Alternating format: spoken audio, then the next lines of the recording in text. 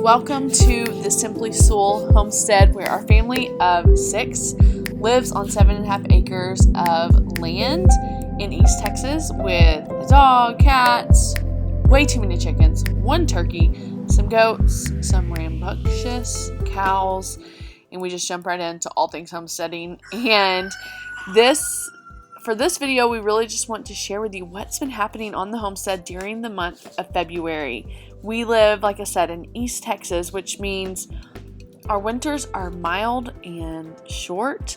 But this winter, we really enjoyed ourselves, just relaxing. We put up a blow-up hot tub on our back porch. We bring all of our big animals close together so we don't have to go across the homestead too much to do chores in the cold weather.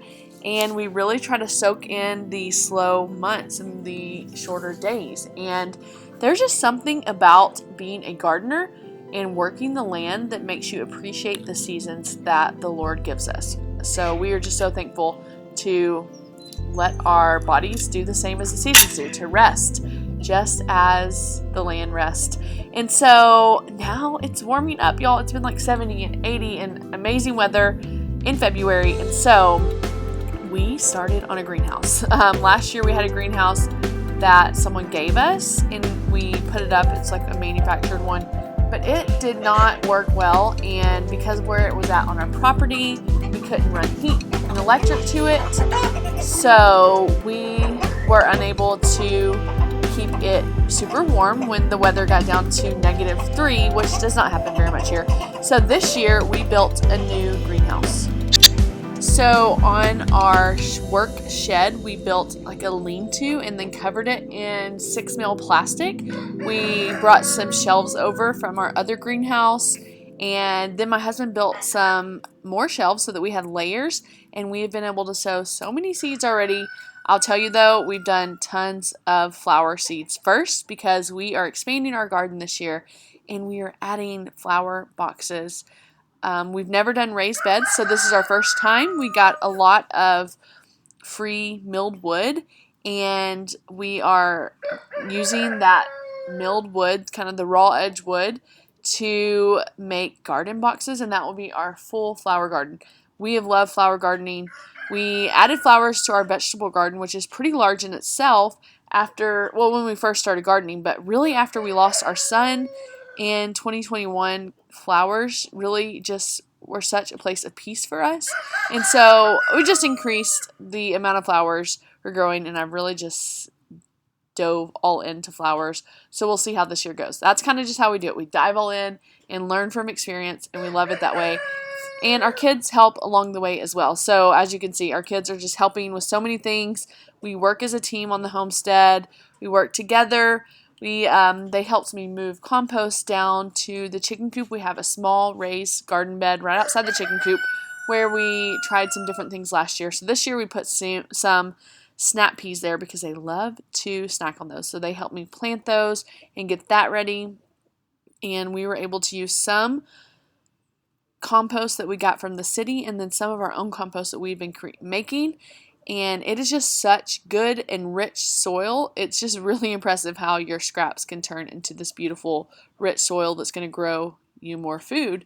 And the kids, obviously, they have fun working, and then work turns to play, and they're digging holes into the compost, and you just have to trust that it's just building their immune system as they crawl through holes in the compost. But we had fun working together, and that's how it is. They help us and they work on the homestead with us. And so we are excited this year to prepare our garden beds, not only our big garden that will be our vegetable garden. We have worked together to go ahead and plant our potatoes and our onions this year.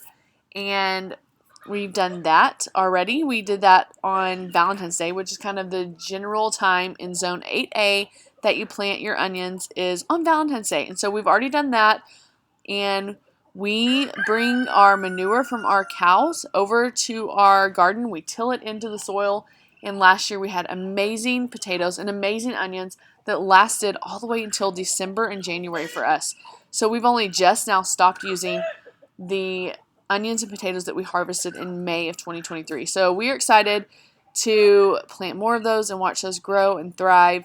and we're preparing the soil around the homestead. We're cleaning things up. We're starting to grow things in the greenhouse and in some raised beds, and it's just really exciting around here to watch things begin to liven up, because as you can see, everything just looks dead. But we do have some garlic in the ground and it's growing. That stays in the ground from like October, November, all the way until June where we live. But we hope that it will do well this year. I'll be honest, last year we planted garlic and it was a total flop. But that does not keep me from trying again, because it is worth it to me to stock our pantry with fresh garden garlic for the year. So for us, life on the homestead in February is just kind of waking up a little bit ourselves, getting outside a whole lot more because it is warmer where we are, but also being tricked because some days are really cold too. But there's just a lot of new growth, new work to be done to prepare for the spring. We just get excited. We get the spring feeling in our bones, and it's just kind of a fun time, honestly, to prepare and get excited for and look forward to all that is to come in spring and summer.